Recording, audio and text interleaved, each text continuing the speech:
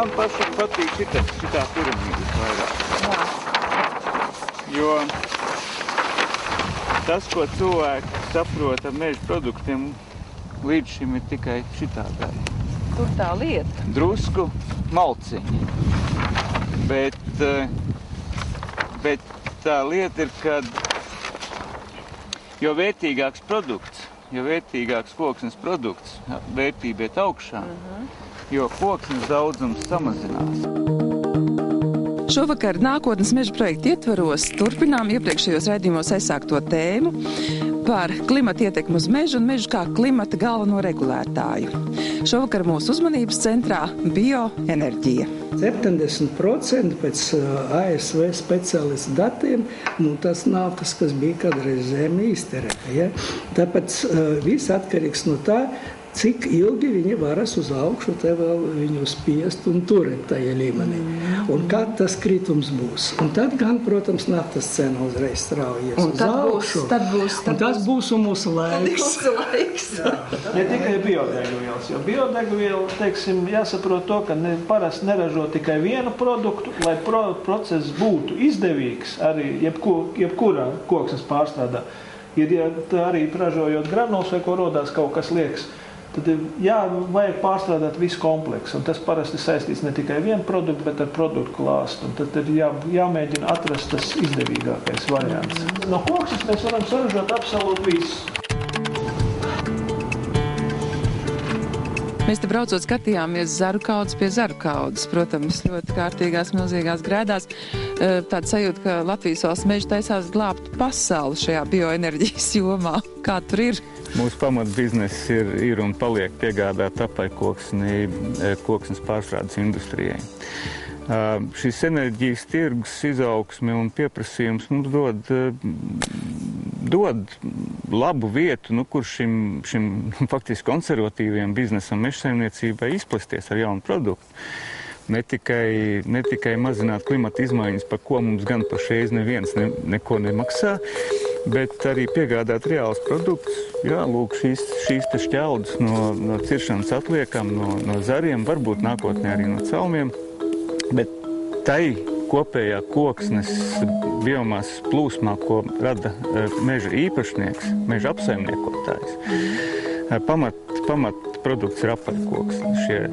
Šie ciršanas atliekas, zari, šķeldas ir neliela daļa, kas nonāk enerģētikas tirgu, pataisno, bet būtiskākais enerģētikas tirgus, piegādātājs ir koksnes pārstrāde, jo katru reizi, kad koksne tiek zāģēta, kad koksne tiek mizota, kad dēlim tiek apmals nozāģēts, atlec skaidas, rodas nomaļi, kurus var sašķeldot, kad tiek dēls ēvelēts un ražot šie būvniecības produkti, kad cilvēks nonāk šajā mājā, kas ir gatavot no koksnes un jūtas un ērti un silti un patīkami. Viņš noteikti nepadomā, cik ārkārtīgi daudz skaidu ir palicis. Viņš nepadomā, cik milzīgs apjoms nonāk citur, dažādos citos būvniecības produktos, bet arī enerģētikā. Un tur ir fantastiskas iespējas, gan siltums, šīs granulas, arī citi produkti, torificēta koksne. Tā ir elektroenerģija, kur var ražot koģenerācijas procesā, un kas ir blakus produkts siltuma ražošanai, un tur ir arī milzīgas iespējas transporta degvielām. Šovakar mūsu raidījumā par šo tēmu būs gan mūsu praktiķu, gan zinātnieku viedokļu un atklāsmes, bet pirms turpinām noskaidrosim, kāda tad ir atšķirības starp pirmās un otrās paudzes biodegvielām, arī klimata kontekstā. Pirmajās paudzes biodegvielas, kā izēvielas, izmanto graudus, teiksim, arī cukurbietes un arī eļļas augs, piemēram, rapšu eļļa arī ir, no kuras ražo biodīzeli, ir pirmās paudzes biodegviela. Taču tie, kas seko līdzi notikumiem, zina, kad sacēlās sabiedrības satraukums par to, ka ceļās pārtikas cenas, un viena no šiem iemesliem minēja, ka tas ir biodegvielu lietošanas palielinājums. Un līdz ar to zinātniekiem nācās pārorientēties uz tā sauktējām otrās paudzes biodegvielām. Tas ir neizmantot vairs tās izēvielas, kuras var izmantot pārtikas ražošanā, bet gan izmantot pārtikas ražošanas lauksaimniecības un arī meža atliekas, lai ražotu biodegvielas. Nu, un, teiksim, ja mēs paskatāmies uz Latvijas mērogiem, tad mežs ir ideāla izēvielu bāze, jo Eiropā ir tikai 3 valstis, kuras ir spējīgas eksportēt lieku biomasu, un tā ir Zviedrija, Somija un Latvija.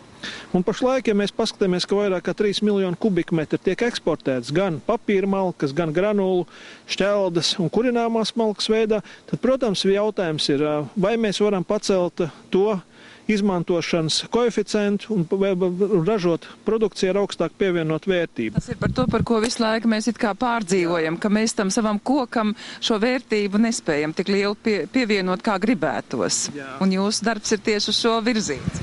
Protams, Skandināvijas valstīs viņiem šī problēma ir atrisināta celulozes ražošana un papīra ražošana.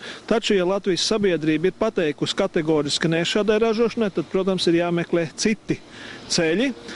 Un viens no tiem arī saistībā ar klimata izmaiņu novēršanu, jo kas tad izmaina klimatu? Klimata izmaina ogliskābā gāze, kas tiek izmesta gaisā sadedzinot fosilo kurināmo.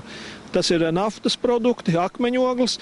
Un liels daudzums šeit ir transports ieguldījums. Teiksim, Rīgā arī, kad tiek pārsniegts pieļaujamās gaisa normas ar kaitīgiem piemaisījumiem, tad to nodrošina autotransports. Un, ja mēs pārējām autotransporta gadījumā uz vidē draudzīgākajām biodegvielām, tad mēs varam samazināt gan šo emisiju, gan arī padarīt mūsu dzīvi vidē draudzīgāk. Koks augot uzņem CO2, un tad, kad mēs sadedzinām, mēs viņu izdalām, bet tādā momentā atkal CO2 uzņem jaunaugošie koki. Un līdz ar to mums šis CO2 bilants ir neitrāli. Tātad, cik mēs paņemam no dabas, tik mēs atdodam apakaļ pie noteikuma, ka mēs cērtam un sadedzinām tik, cik mēs atkal izaudzējam. Vismaz kā minimums. Ja mēs tikko pakustinām naftu un akmeņogles, tā... Mēs izmetam atmosfērā papildus CO2. Un tas mums rada šo siltumnīcas efektu, kurš liek mums katru vasaru justies aizvien siltāk.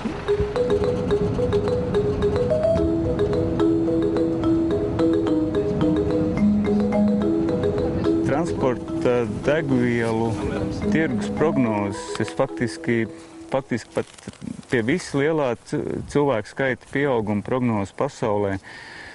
Šis ir unikāls tirgus, unikāls produkts, ja mēs runājam tieši par biodegvielām. Jo biodegvielu tā prognoze, kā tiks pieprasīt nākotnē, ir atkarībā no segmenta, bet 4-kārt, 7-kārt, 10-kārt lielāk 10 gadu laikā. Tad sakiet, kuru produktu šodien cilvēks saka, jā, mēs pirksim 5 reizes vairāk pēc 10 gadiem kā šodien. Es tādu produktu nevaru nosaukt. Biodegvielas ir tas produkts.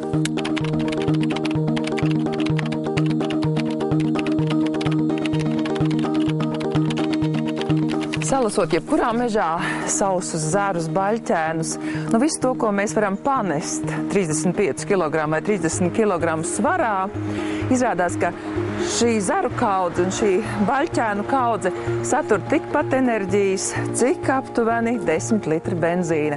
Tas nozīmē, ka mēs ar šo enerģiju varētu aizbraukt no Rīgas līdz Valkai. Jā, vien paliek jautājums, kā pie šīs enerģijas tikt. To jautājām mūsu Koksnes un ķīmijas institūta gudrajiem prātiem. Lai iegūtu bioetanolu no koksnes, galvenokārt no lapu koksnes, tagad viņi ir lētāk nekā koksne, mums vispirms vajag iztaisīt tā saucamo priekšapstrādi, izdalīt ārā pentozānus, jo viņi traucē pēc tam bioetanola iegūšanai. Bet sakiet, cik vispār koksnē ir šo te elementu? Pentozāni, lapu koksne 25–27%, tas ir diezgan daudz. Ja? Un celuloze kaut kur 45%. Un vēl pārējais lignīns. Mums, redzēt, vajag tīras vielas, lai strādāt ar viņiem tālāk. Ja? Piemēram, no furfurola mēs varam iegūt arī ļoti daudz visādus produktus. Un, lai atstrādāt to tehnoloģiju, tagad pamatoties, protams, uz Eiropas finansējumu, mēs šī iekarta, kur arī pa Eiropas naudu ir uzbūvēta, šī iekarta varam realizēt pat 2 procesus. Pirmo procesu, tādu saucamu priekšapstradi, mēs varam realizēt šī reaktora. Nu, te ir viss tā automātika, protams, klāt, ja? Un pēc tam to atlikumu, nu, es jums varbūt parādīšu, kā izskatās tā koksne, bērza šķelda, vai ne? Nu, bet tas ir mūsu izēviela, no kura mēs gribam visu, ko saražot. Ko jūs gribat saražot? Visu to, ko tagad ražo no naftas. Kad naftas nebūs, tā ražosim no koksnes. Bet mēs tagad jau strādājam priekš tam, lai nākotnē tas būtu iespējams. Tātad vispirms mums ir izēviela. Ja? Tas ir bērza koksnes šķeldas. Mēs viņu samaisām speciāli ierici ar katalizatoru, nu konkrēti šī gadījumā mēs izmantojam sērskapka katalizatoru, ieladējam šī reaktora, apstrādājot šeit ar tvaiku, un tas ir ļoti svarīgi, jo ja mēs apstrādājam, kā piemēram celuloznieki ar šķidrumu, tad uzreiz ļoti liels daudzums notiek ūdeņu. Tur burtiski 1000 kubikmetru stunda. Ja? A mums te ļoti maz. Mēs apstrādājot ar tvaiku, uzreiz padaram procesu ekoloģiski tīru. Un ko mēs ieguvam no turienes? Ieguvam vot šito tādu materiālu. Ar varat sakot, tā pati šķelda, nu, tikai drusku cita krāsa, pēc cik viņa apstrādāta ar tvaiku un kad 5-6 atmosfēras spiediena jau, ja? Un no turienes tad iegūts tas furfurols. Redziet, tāds dzeltens šķidrums, ja?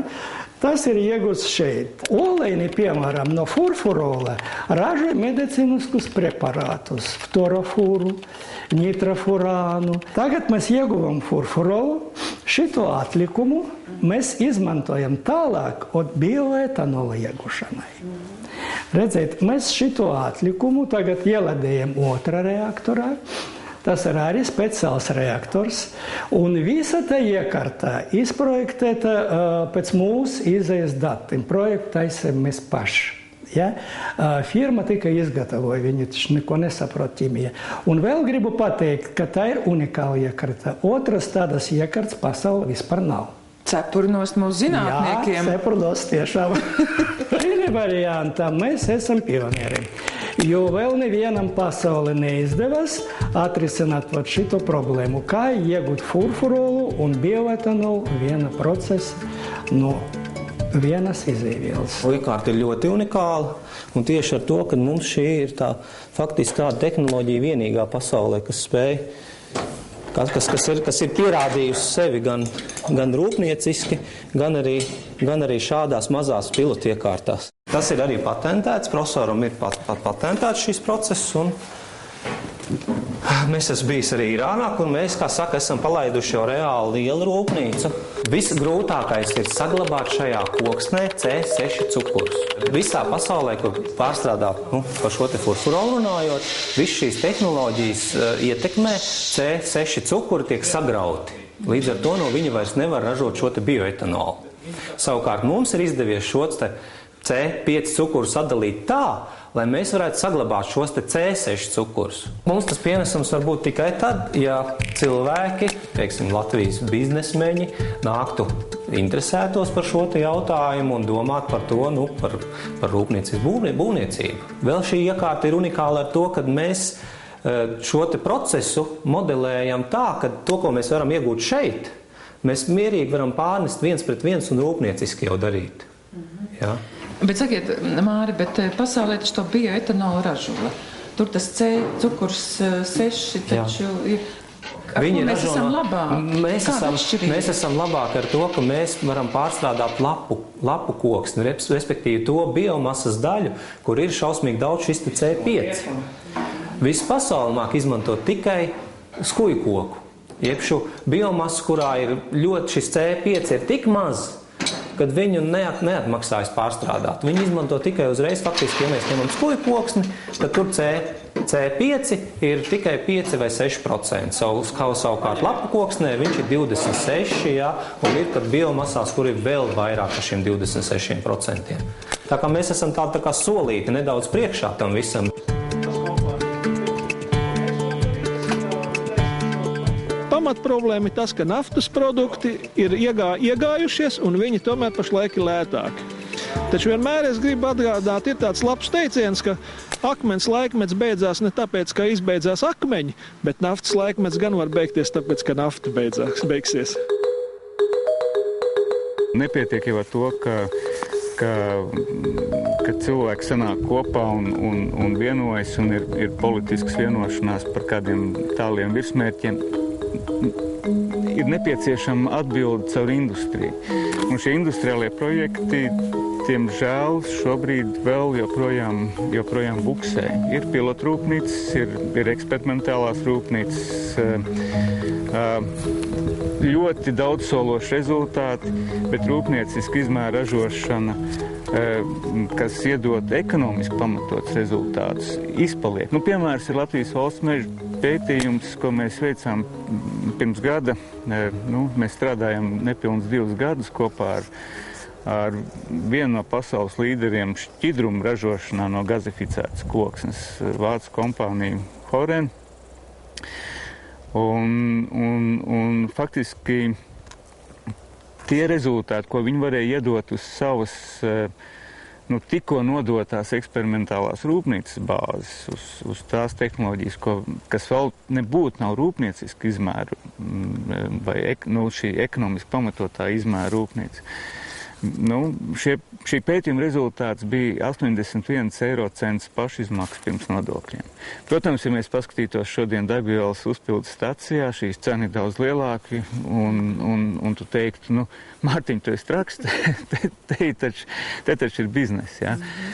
Bet saprotam, cik no degvielas cenas sastāda šī reāli pašizmaksas daļa, ja? Un šobrīd vēl degvielas uzpildes stacijas mums nesniedz atbildi, ka tas ir biznesa projekts ar 81 eiro centu pirms nodokļiem. Šobrīd Latvijas valsts meža šo projektu gluži vienkārši nolikuši gaidīšanas režīmā, gaidot, kas notiks tirgū, bet paralēli tam mēs neguļam.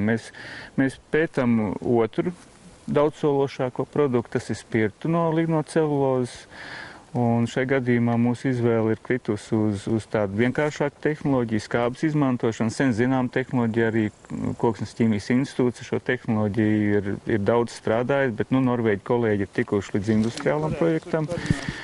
Un mēs jau šī gada laikā ceram pabeigt priekšspējas projektu un saņemt atbildes uz jautājumiem, ko no biznesa viedokļa mums var sniegt šāda tehnoloģija.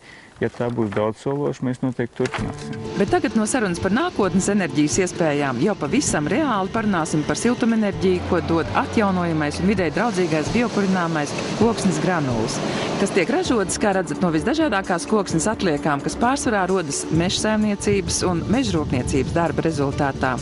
Un šitāds arī jūs varat? Šitāds arī iet iekšā. Šitas materiāls ir tad, kad jūs strādājat Zāģetavā, un tur viss tie atkritumi, kas ir sūna, tā skaitā arī augsne, jā. Statistika rāda, ka šobrīd biomasa veido gandrīz 80% no kopējām atjaunojamo energoresursu piegādēm Latvijā. Un koksnes granulām vēl arī ir citas priekšrocības. Viņa ir vislielākā, bet viņa arī principā vislabākā priekšenerģijas iegūs, jo šeit mitrums saturs ir no 8 līdz 10%. Tikko iznākušai granulai ir pat 4. Ja? Pirmkārt, ja mēs pasaulē ņemam un cenšamies izvairīties no fosilā kurināmā, jo ir tāda klimata pārmaiņas, tad šis ir tas piemērs, ar ko mēs varam būt lepni. Un viņi nemaz daudz no enerģijas atdevas neatšķirās no akmeņoglēm. Tur tā starpība ir apmēram no 8 līdz 9%. Un tas ir tas nākotnes produkts, lai aizvietotu fosīlo kurināmo. Šajā gadījumā katrs meža īpašnieks un meža izstrādātājs cenšas tad ko izdarīt. Tad tiešām no tā meža izvākt tos 3 centimetrus malku un vai nu viņa malkas veidā. Pagad 3 centimetri tas ir diametrā. Jā, vai nu malkas veidā viņi izmantot siltumenerģijas ieguvēju vai samaļot un pārstrādājot granulās. Šeit ir šķelda, kuri nākus no lauksaimniecības mietiņu ražošanas. Tas lauksaimniecības mietiņš ir tās saucamās palisādes, kur arī dārzmēbeles gatavo un pēc tam impregnē. Tad viņas vispirms virpo. Tad šie virpošanas, zāģēšanas, šeit mēs varam redzēt no Latvijas finiera. Tad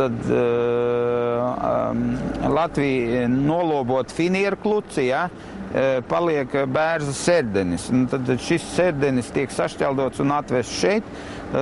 Visi atkritumi, kas nāk no ražošanas. Kas no meža izstrādes, gan arī no kokapstrādes.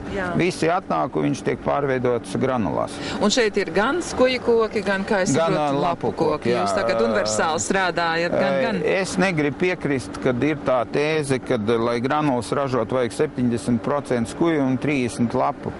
Pie normālas tehnoloģijas, kāda mums ir, tad var arī 100% lapinieki izmantot. Sabiedrība mazliet izprot divējādi. Ja sēņotājs iet pa mežu, viņš redz, kad ir atstāta kritala, tad viņš domā, ka tas meža izstrādātājs, ja mežsaimnieks ir atstājis šo kritalu un viņam varbūt ir pretenzija, ka viņam ir grūti pārvietoties pa mežu.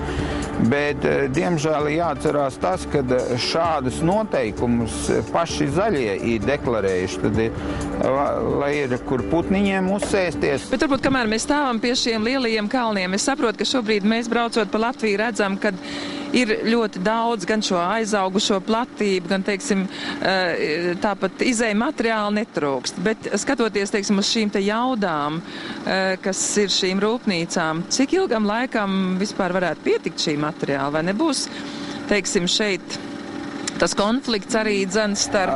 Es domāju, ka konflikts nevarētu būt, jo, ja mēs paskatāmies Latvijas statistiku, tad apmēram 1 miljons kubikmetru tiek eksportēts kā enerģija malkas un šķeldas veidā. Tad mans priekšlikums būtu šo biomasu, jeb malku pārstrādāt šeit pat Latvijā un eksportēt ar pievienoto vērtību. Lai šī zāģa skaida neaiziet eksportam kurināmā veidā, tad mēs sakām tā, mēs jums no savas mežastrādes pārdosim zāģbaļus, un mēs no jums atpakaļ nopirksim celulošu, šķeldu un skaidas. Pārsvarā viss skaida, kas Latvijā ir, viņa vai nu tiek miksēta ar šķeldu kā tādu, vai tad pārstrādāta granulās. Te ir diezgan skaļš būs. Šeit tad tiek ražot enerģija granulu masas žāvēšanai līdz 8–9%. Deg pamatīgi. Kāda te temperatūra? Jā, temperatūra ir apmēram no 960 līdz 1100 grādiem. Un tur pārvēršas... Pārvēršas, tie pelni pārvēršas akmeņos. To mēs varam pat paskatīties. Pelni pārvēršas akmeņos šīs temperatūras rezultātā. Un mēs esam pat šos akmeņus izmantojuši ceļu būvē. Tagad ir tīri ekoloģisks ceļu būvs materiāls. Šite var apskatīt. Redzi? Aha, paldies.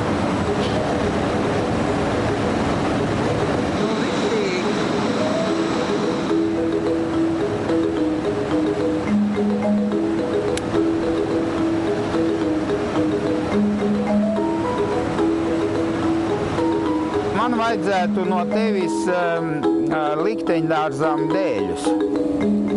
Jā, labi. Paldies. Šeit ir milzīgās zaru kaudzes.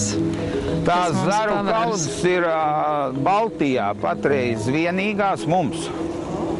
Jo Baltijā tas tinējs mums ir vienīgajiem. Viņam kājas auga no Somijas. Ir tad divas metodas. Jūs zarus paņemat, uzliekat uz forwarder platformas, izvedat un saliekat ceļa malā kaudzēs. un ir tīnējs, kas satina rulli tieši cirsmā.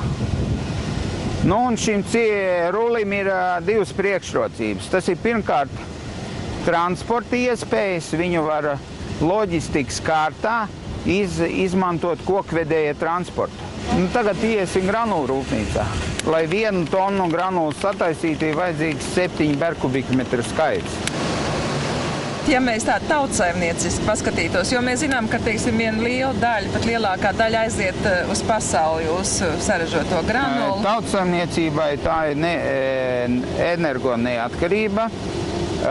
Ja mēs paskatāmies dziļāk bioloģiski, tad šai granulai ir mazāks mitrums un līdz ar to mazāk pelnu. Šī zaļā enerģija tiek izmantot daudz efektīvāk nekā malks izskatā. Bet tehnoloģiski granuls līdzināsies gāzei. Bet es vēlreiz uzsveru, ka ja Latvijā atradīsies pircēji, mēs katrā ziņā šo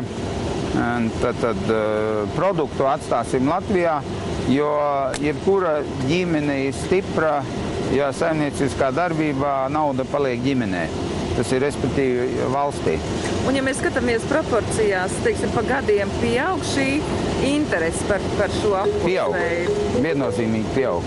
Šovakar tas būtu tā kā viss. Nākamajā reizē par to, kādus apdraudējumus un riskus mežam dara klimata izmaiņas.